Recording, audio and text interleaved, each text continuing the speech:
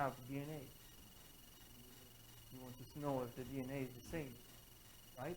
You have a string of DNA, A, T, C, but you can say, are they equal? That's all? That's all? It's a big thing. Let's say you have 1 million. You have to do it over and over and over again. You want just to find one of them where the difference is. You want to know where the SNP is. The people are back, so it's almost 3 already. And I have to leave at 5 because it takes me 1.5 hours to get home. So I've been asked several times already, what's the point? Why are we doing this? Isn't it obvious that 8 is bigger than 7 and 7 is not equal to 6 and this and this and this and that? Obviously, the examples that I'm showing you now, these are examples to simplify it so that you get used to the syntax and you know how to do it. But if you have to, let's say, do something in a pipeline, you get some data from some of the analysis that Juan showed us before, and you want to automate it. You don't want to do it by yourself every time. Then these things become very, very handy. And soon we will go into for loops so that you can repeat a certain set of commands over and over and over and over again. For instance, I work a lot with transcript data, so I get gene expression data, and we do it in 100 different conditions. I cannot sit and look at each file individually. I have to automate it. If not, it would take me months, years probably. So, but now I wrote my own script, I wrote my pipeline. It takes a few hours, and I'm done with it. So that's the point of it. Obviously, and also a point that I wanted to make earlier and I forgot to make it. Everything that we're showing you here is based on very, very minimal data. A chloroplast genome is very small. And obviously it will run fast on your computers. But as soon as you get into real genomes, it will not take a few minutes. And it will not take a few hours. It sometimes can take much, much longer. On your personal computer, I don't even think that you will be able to do it.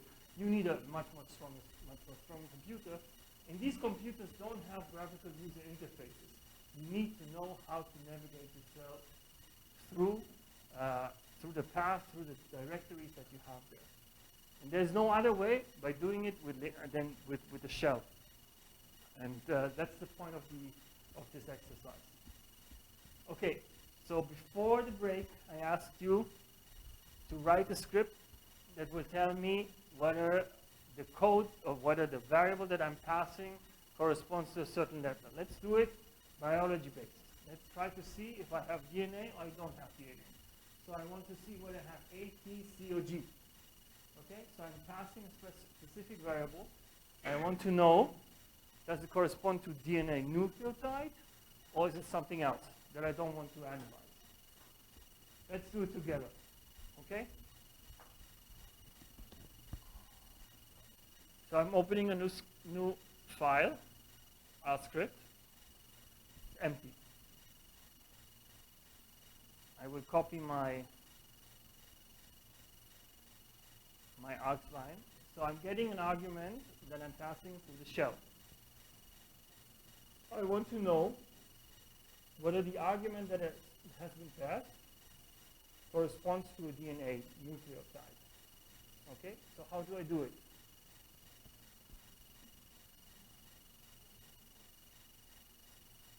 Let's say I created a variable called DNA. Oh, sorry. So, what do I need to do? What's the first step that I need to do when I create a variable?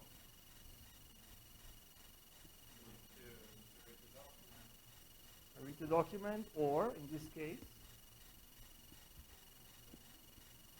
where do I get my data from here? One? No, look at the first line that I'm having. You saw that line already. What does this line do? The argument that I'm passing through my Linux, right? To my shell. I'm giving it through my shell. I'm passing something through my R environment, so it's available for my R environment. So first things first, I need to assign whatever is in args. So I'm taking the first variable in my vector, if it's a vector, I'm not sure, into my local variable DNA.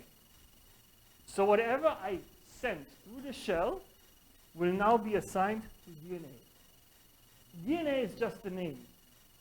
I could have called it anything, but make it so you will recognize it yourself, what you were doing.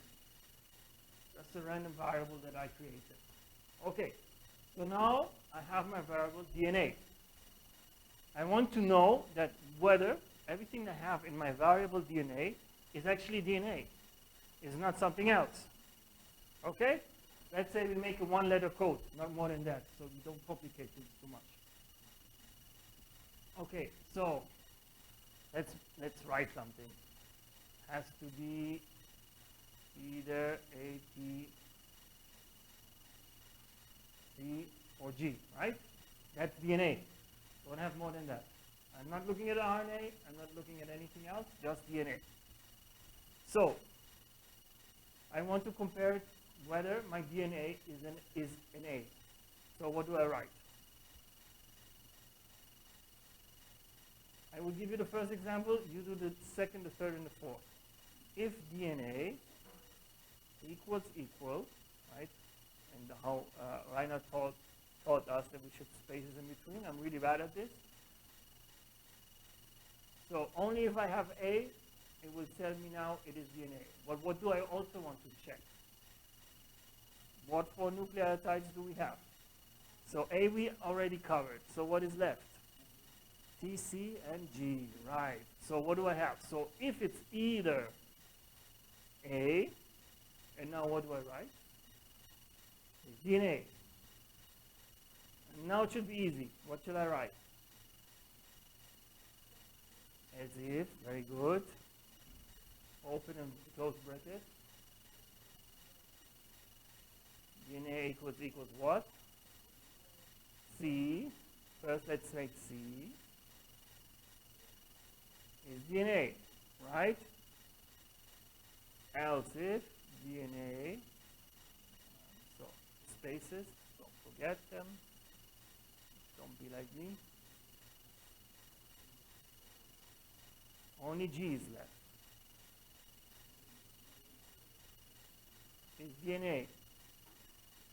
So what else is left? I would also to know whether the argument that I'm passing is not DNA. Else, very good. There's nothing I need to check because there's nothing else left. I'm not interested in anything else. And I get a message, is not DNA. Does it make sense to everyone?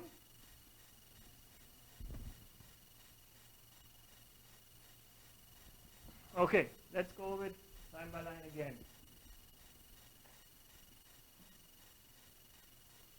So, I'm assigning the arguments that I get through the shell into my variable ARJS, shortcut for arguments.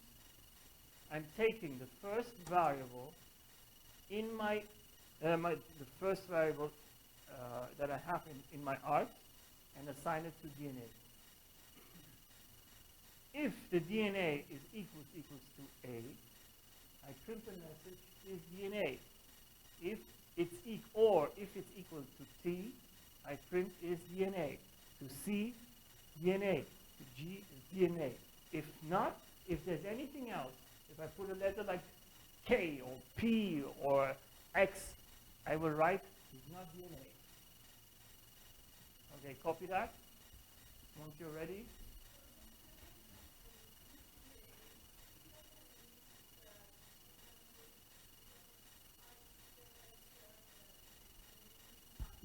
What's exclamation? This?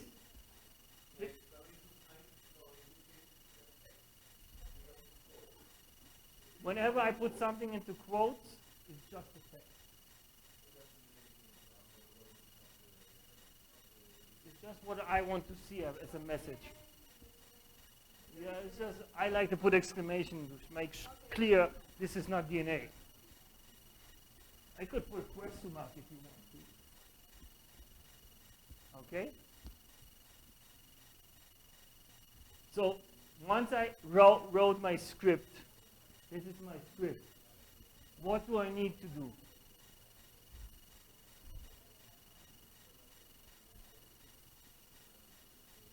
How can I execute this script? I have to save it. Very good.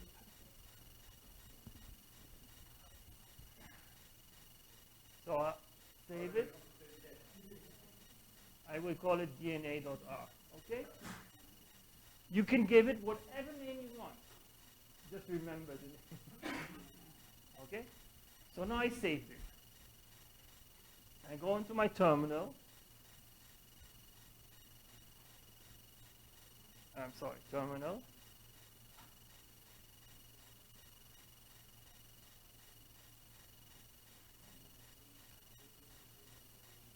And you will see that here, right here, the file now exists, DNA.r. I want to execute it. I type R script, D, I just put in the first letter, make it autocomplete, and now I pass. What do I pass?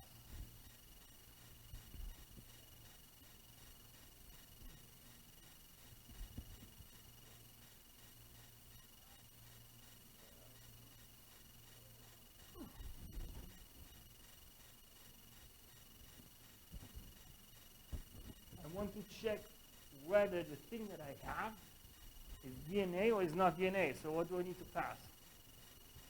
I'm passing an argument. A letter.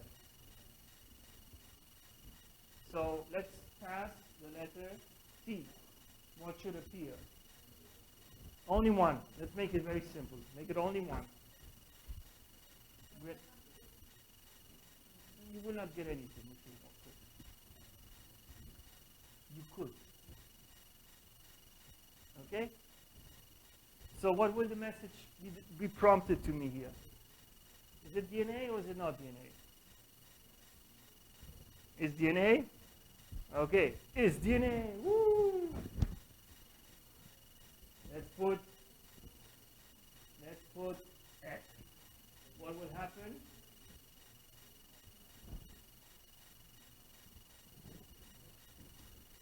It's not DNA. We programmed really well. I see some puzzled faces. Yeah. Yeah, we might make this now. Okay? It's not DNA. No.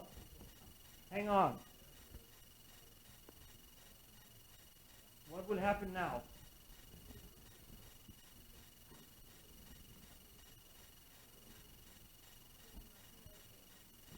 Very good. Do you see that? I'm putting a lowercase a now. So computers are stupid. You have to tell them exactly what to do. If not, they will not understand. So what will I get? An empty screen. It's not DNA. But it is. So what do? Let's improve our script a bit. So if I put my argument into the function to upper, this function, which is already integrated into R, converts letters, lowercase letters, into uppercase letters. If you already have an uppercase letter, it will just leave it the way it is. Okay? There's also the other, the reciprocal function, which goes to lower. Okay? So I'm programming that I want to see capital letters. So all the arguments that I will pass now from here into my R will be converted to uppercase letters. So I already improved my script a bit. I have to save it. Save it. Now I will run it again with lowercase a. It's DNA.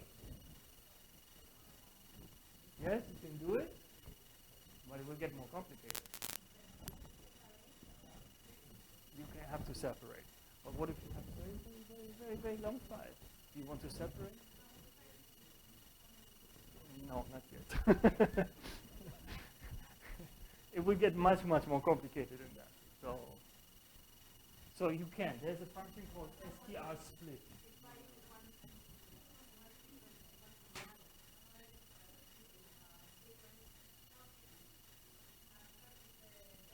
Yeah.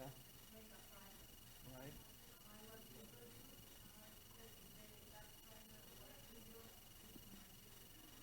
It's in the sequence. You can use the function grep. The same as you use in Linux, you can use grep also in R. So if I have a long, very long string, let me show you.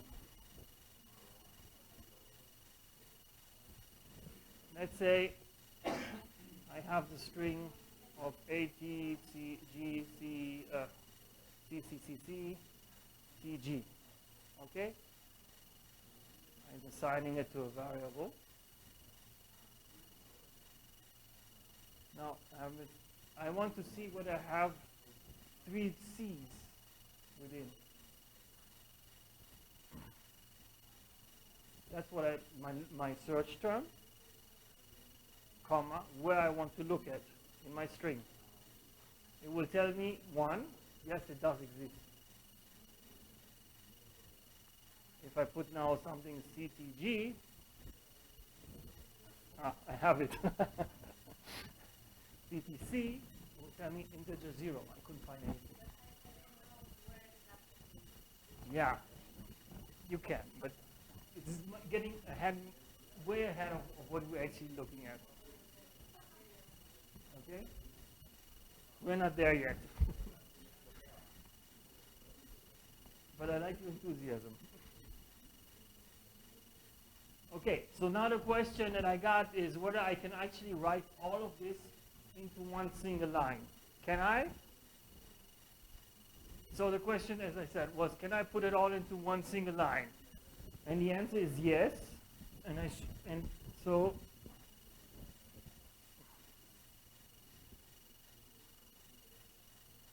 what I will do now, so if I want to make a certain code unexecutable, I can comment it out. So everything that I selected will have the pound sign before it, and it will be recognized by R as a comment, not as code. Okay? So if DNA equals A, now I can combine it with an OR. DNA equals T, or DNA equals C, or DNA equals, we're missing G.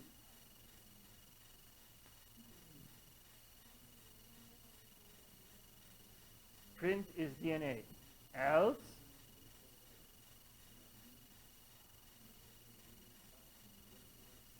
is not DNA.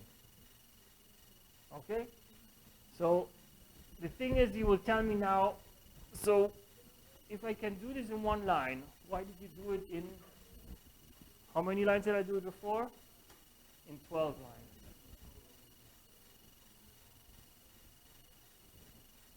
It is fine if I want to look at the DNA, just want to know what the DNA is. Okay? But what happens if I know actually what the DNA is that I'm looking at? So in this kind of code, with the OR statement, I will not be able to know exactly. I'm just saying, is it this or that, or this or that? I'm not looking and don't know what it is. But here I can actually specify, put A in the other one. Okay? Let's first go over this example. Let's save it and run it. Is DNA. Put an H. Is not DNA. So it works. Okay? But now I will comment this part out, uncomment this part that I used before.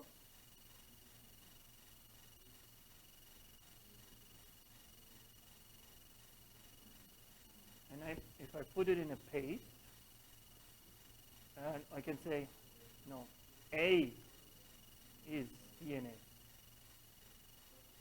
T is DNA.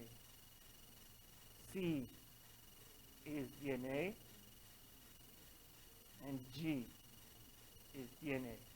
So I'm making my code more specific. If I only do the OR statement, I will make it very general.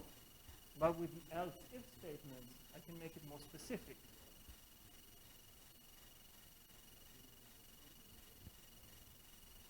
Obviously, there are more tricks to work around this, but the point of this exercise is to show you the things that you can do with programming. So specifically recognize the argument that I pass through my shell and tells me T is DNA. So it's the first one obviously is wrong, and now I have a different message that is prompted to me. Okay? So let's finish this, and then we will go over to the next exercise. So, as some more information, putting the else if is optional. You don't have to look whether another statement is correct. It's up to you. Putting an else is optional. So sometimes I just want to check something. I put an if statement, and if it's not that case, I don't care about it. I don't have to put an else. I can just say if this and this and this is the case, do this and this and this and that. If it's not, I don't want to do anything. So I don't have to put an else. The only thing that is necessary is to put an if.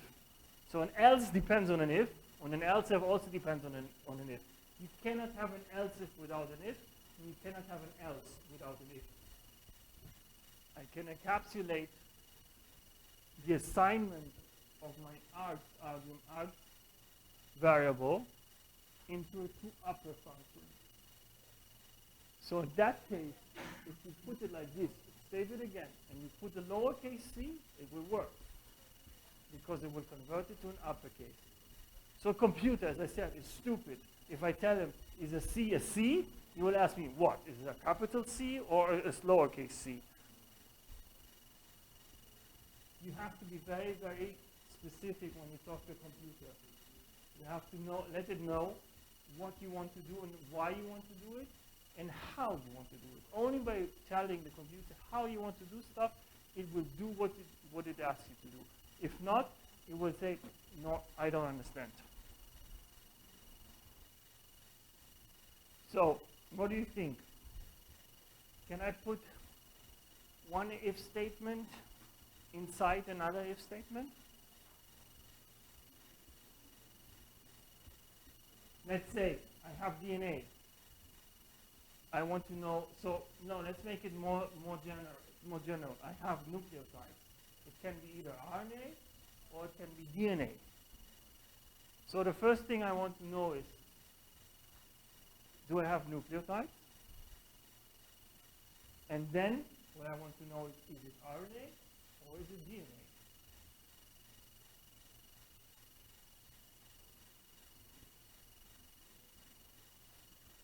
So my question is, can I put one if statement into another if statement? First I check for one condition. Once I see that the condition is true, can I check again for another condition? Who says yes? Who says no? Yeah, obviously the answer is yes. I'm sorry. Why am I here?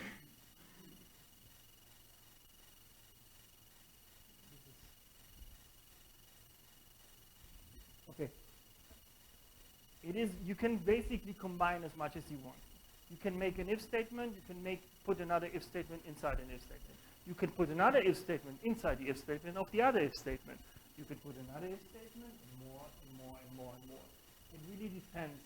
So it really depends also on programming convention. So I wouldn't go more than 4, especially when we come to loops. You wouldn't go more than 3 levels encapsulated loops, because then your computer will probably go nuts at some point. If statements, you can go a bit more, and it becomes, you see now that a code can become very easily very long.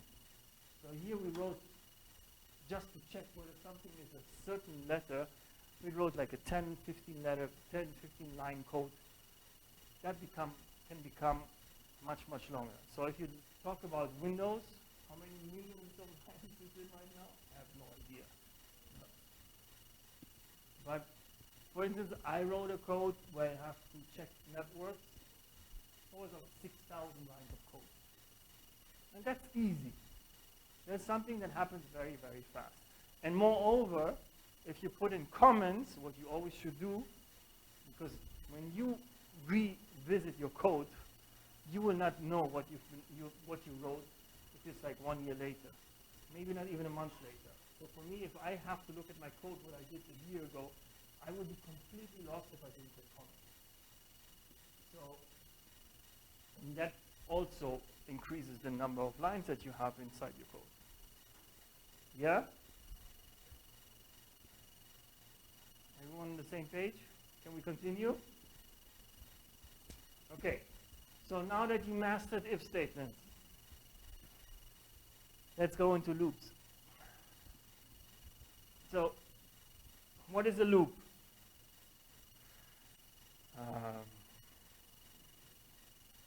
That's too complicated.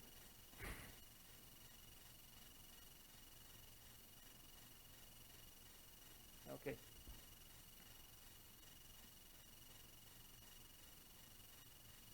A loop. So first of all, there are different kind of loops. And when I told you before that you should get your fundamentals right into programming, is once you know the fundamental structures of one programming language, you will find it in any other programming language as well. So if you have to switch from R to Python, or you have to switch to MATLAB, or you have to switch to C++, you will find these same structures. There are if and else statements in every language. There are for loops in every language, and there are while loops in every language. Some languages have their own specific structures that you will not find. But usually you can, like in R there's a loop that is called repeat. I have never ever used it, because I learned programming from another language, and there was no repeat. Therefore, I never use it. I get by using only for loops and while loops. So, that being said, a loop is a structure that repeats a certain type of execution code as often as you ask the computer to do it. So when you sometimes, you are in a program and you click on something and you see it is rotating or whatever, you have your send clock or anything else, sometimes the computer is stuck in loop. It keeps doing something and doing something and doing something and doing something and processing until it's finished, and then we'll come back with the results. Okay? So again, if you have millions and millions of reads, these things usually are processed in a loop, but a much higher. Like in C++, it's a language that is much faster, so you can do it much faster. But so, and the main structures that you have is a for loop and a while loop. In a for loop, you tell the computer, do something 1,000 times, and you specify it in before. And in a while loop, you say to the computer, do something as long as a certain condition remains true. Once this condition is false, stop the loop. Stop the process. This is what we will look now at. Okay, for loop. So very similar to while, to if statement. You start with the keyword for. Then you have your parentheses, and then you have your curly parentheses. So everything that I want this for loop to do will be in between the curly parentheses. similar to the if statement. But now I have to tell the computer for how long to do it. So what I say? I always use the letter I, but you can use any other letter that you want, but usually programmers use I. Is a shortcut for index. And I say in, and you see it's highlighted in blue, so that means it's a keyword. 1 to 100. So I will increment by 1 from 1 to 100. And then I tell the computer, print I, just to show you. So if I look at my console, I highlight my code, I execute my code, I printed I every time it loops to my for loop.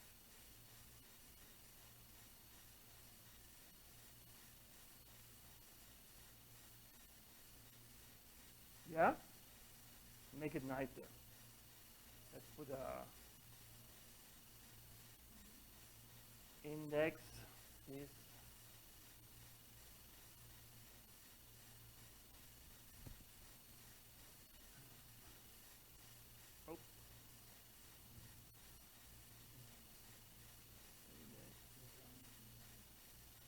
comma, you're right.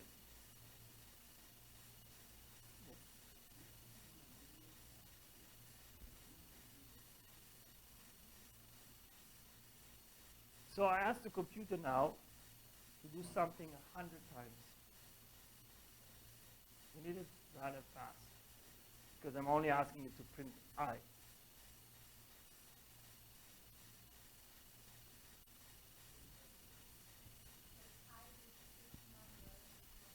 I becomes whatever I put in here. This can change. I can also put a vector here. Let's say I have a vector of DNA sequences. Then I becomes each cell in this vector for each iteration. Each iteration, I will become whatever you have in there.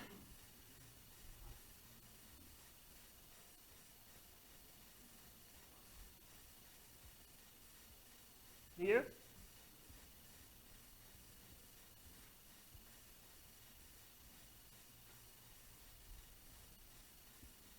While loop.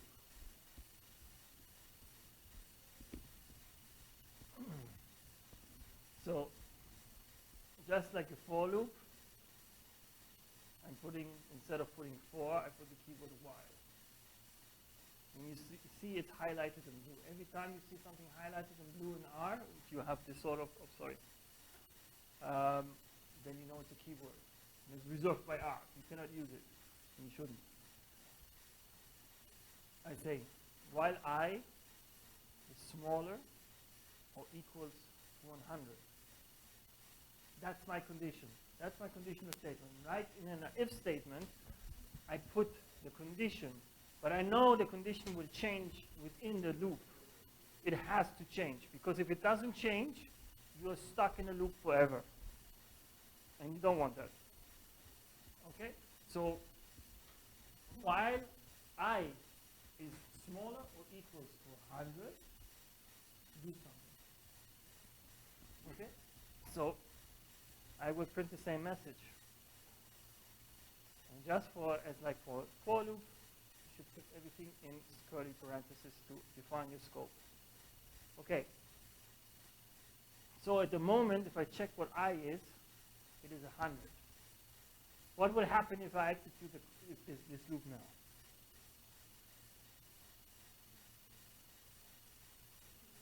I is 100. Because that's the variable that I defined for my for loop, and it's incremented to 100.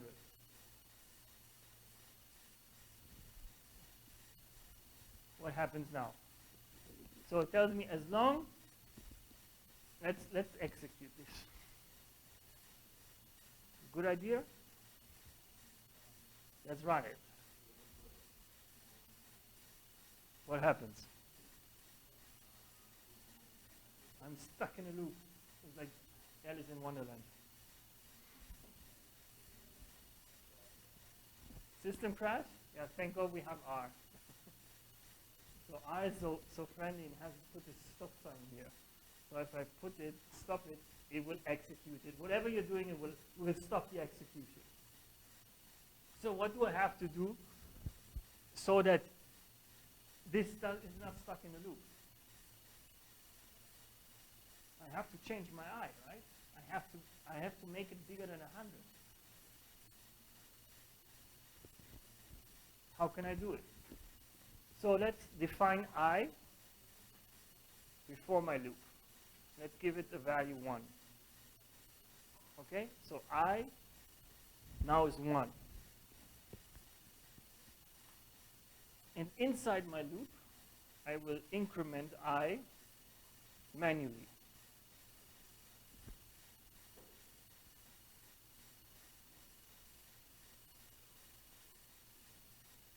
So each time I repeat my loop, I have another iteration of my loop, I will increase by 1. So what will happen now if I execute this? Let's do it. It's 100.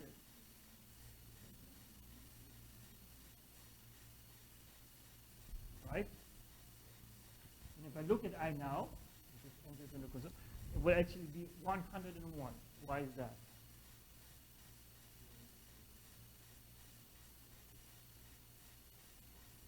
Let's go over it. Let's make it 10.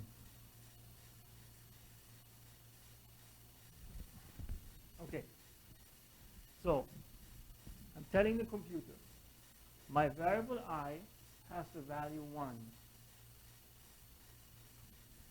Nothing else. This is this line of code. Now I'm telling the computer, as long as I is smaller or equal to 10, do this and that.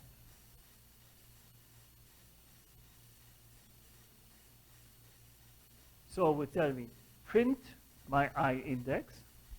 Index is 1. Then it will increment I by 1 and assign the value. What is I plus 1? What is 1 plus 1? 2. It will put it into I will be 2. It will go back. Is I smaller? Is 2 smaller or equal to 10? Yes. Print again. Index I is 2. What will happen here? What is 2 plus 1? Is 3. I will become 3. I go back. Is it smaller than 10? Right. I will go back. 4, 5, 6, 7, 8, 9, 10. Is smaller or equal to 10? Yes. It will print it. Is 10. Index is 10. And then 10 plus 1 is 11.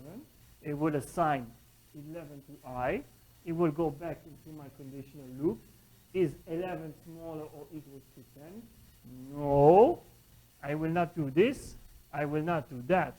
But I has become 11. It has changed its condition so that I can actually do it in a while loop. If it hadn't had become 11, then I couldn't be able to do the while loop. Okay? Let that sink in for a while, and we'll look at it.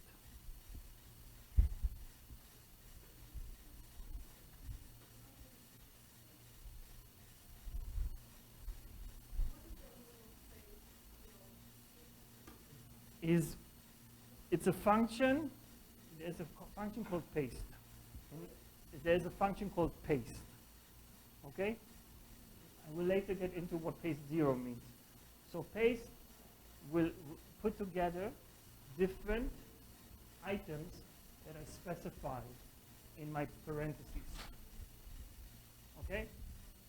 If I say paste this line that I put in quotes, which is index is plus I. Paste this together. Put this into one string. So the output here is index is 1 because it corresponds to I. at this iteration of the loop. So in the original paste function, what you also have to specify is the separator. And the separator tells you how shall I separate my terms within the parentheses that I have. So you have to say, put a space, put a dot, put something else. Paste 0, on the other hand, tells me don't put anything, just take it as it is. Yeah? Are we clear on the for loop and the while loop? Can you do it yourself now? Okay, so give me the following. Write a for loop that will only give me that will run from 1 to 100, but will only give me a print even numbers. No, that's too difficult. We haven't looked at the remainder yet, no? Have we? No, no. Okay, no. It is doable. Yeah, that was the idea.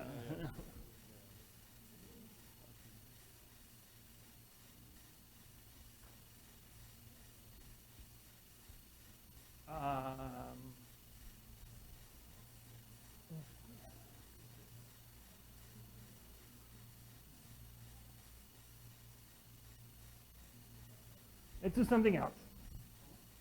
I have an idea. I will write a small code for you with your help, and then I will ask you to do something similar but different. Okay, let's write a for loop that takes in a vector of numbers and sums them up and gives me an output of the summation of the vectors that I had in my number, the numbers that I had in my vector. No cheating though, because let's call this vector x. So if I want to put several numbers, different numbers into my vector, I go to 1, 4, 6, 7, 8, 11. I'm assigning it to x. If I look at x, I have a vector 1, 4, 6, 7, 8, 11. So what we want to do, there's a function in R called SUMX that does exactly that. It's 37. And that should be our output. But you cannot use this function. Okay? So first, let's define a variable that will contain my output. I will call this output, and I will put a 0 to it. That's not the right thing to do, but let's do it for now. Okay? Now I have output 0. So, for now with I, N, X. What does it mean?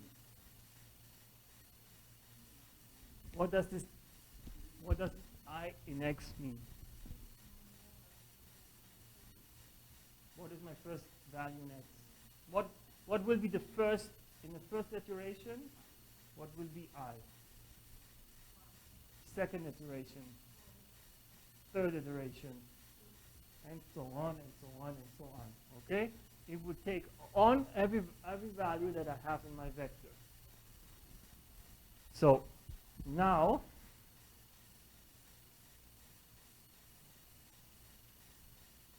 I say I want to sum it up. My output is 0. I say output plus I. Right? So at the first iteration, my output will become 1. And my second iteration, my output will become 1 plus 4, it's 5. And my third iteration, my output will become 5 plus 6 is 11. Plus 7 is 18, plus 8 is 26, plus 11 is 37, right?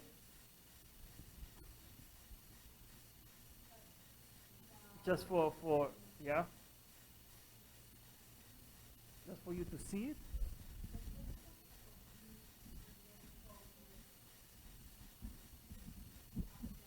No. What happens in programming?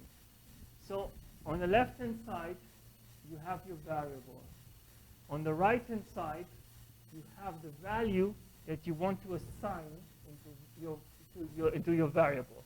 So if my output here is 1, and I say output is equal to output plus I, it will tell me, aha, what I have at output is 1, plus I is 4.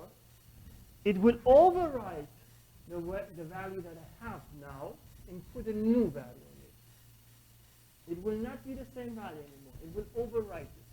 So in memory, your old output will be gone, and you will have a new output. Okay? So just to show you that it works, I put this line print output.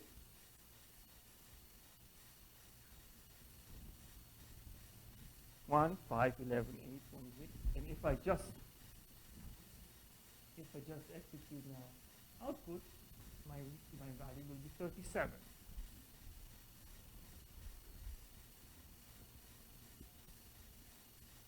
Yeah? Let's make this into a function.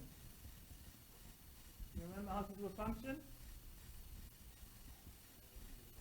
Yeah, we showed them.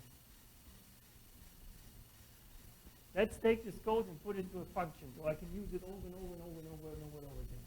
I don't have to do it every time. I load it into my global environment, and I use it as a function over again. Clear? To whom is this not clear yet? Don't be ashamed.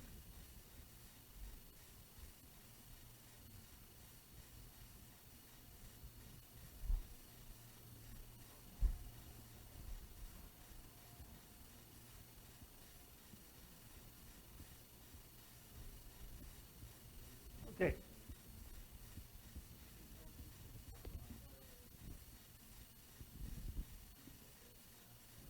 There's nothing here.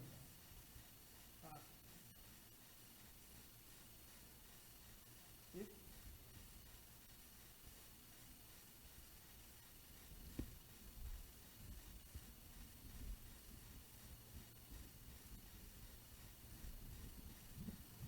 Let's say I want to count how often a k-mer exists.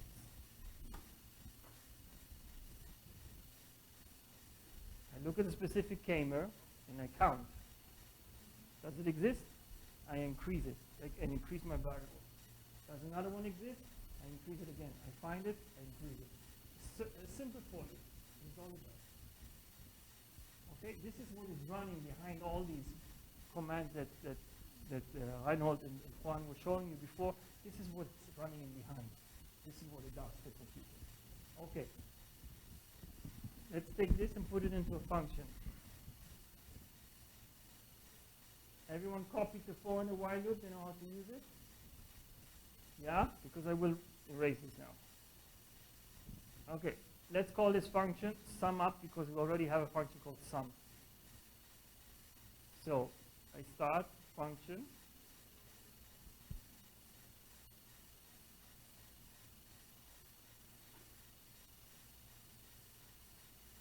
And just like an if statement and a for loop,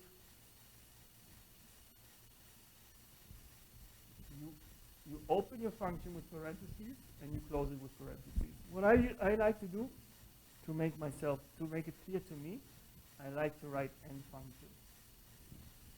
So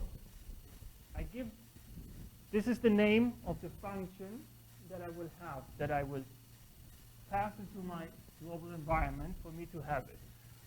And the syntax is, I assign a function to it, and in my function I will have a parameter x.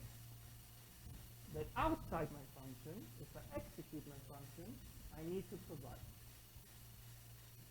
Okay? This is the body of my function. Open parentheses, close parentheses here. So what R automatically does, for better reading ability, is to indent the body of your function. Okay, so instead of writing it here, and then you see immediately this part belongs to the function. Okay, so now I'm doing the same thing again. I print the output, and then at the end, you want to return your function. You return the variable. So what R usually does is the last name of the variable that you have inside the scope of in the body of your function will be returned from the function call. But a better programming convention is to use the word return. So it makes it more clear to you what you want to return. I want to return the variable output. And soon you will see what I mean by that. I will test this out. I will comment this out because I don't want it to. Every time I run this function, I don't want all these things to be displayed in my console. Everyone copy that?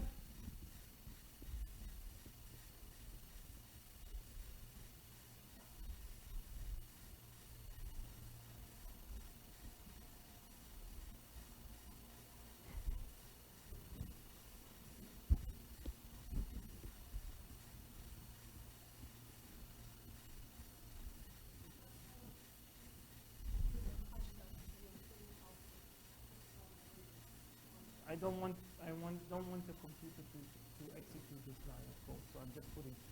So if you go and other like in GitHub or something, and you will see code from other people, many things they will just comment out because at the time when you're actually executing and everything works, you don't always want specific things to be printed to the console. But while in a testing phase, it helps you to see what you're actually doing. Because it can get programming can get very, very complex. If you perform multiple loops within each other, and you have if statements, and you over-assign variables, and you delete stuff out of the memory, you will not know what you're actually doing, so you have to look at what you're doing. So what I do is I write print whatever I have so that I understand what comes out. Okay, so I have now defined a function which I call SumUp. Now I have to save this function. I can make a file, say my functions, and save it. I will see that the name has changed into my functions, and now I want to use it. I want to use it every time I use the console. So what I say now, I click here, source, and you will see on the right-hand side in my global environment under functions, I have a new function called SumUp, the function that I defined. Okay? So let's say I want to execute the function.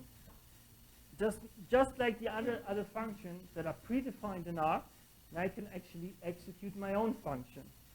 So I say sum right into x, or highest value,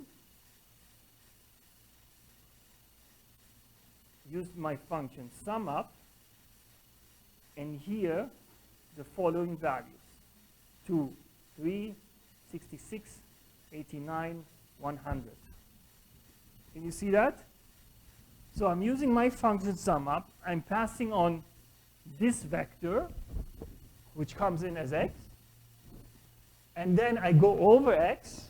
I go over that, put it into output, and at the end, I return the output and will be assigned to my variable highest value. You want to see it? Okay, so all it has done, but now you see. In my global environment, a new variable appears called highest value with the value 260. Thank you.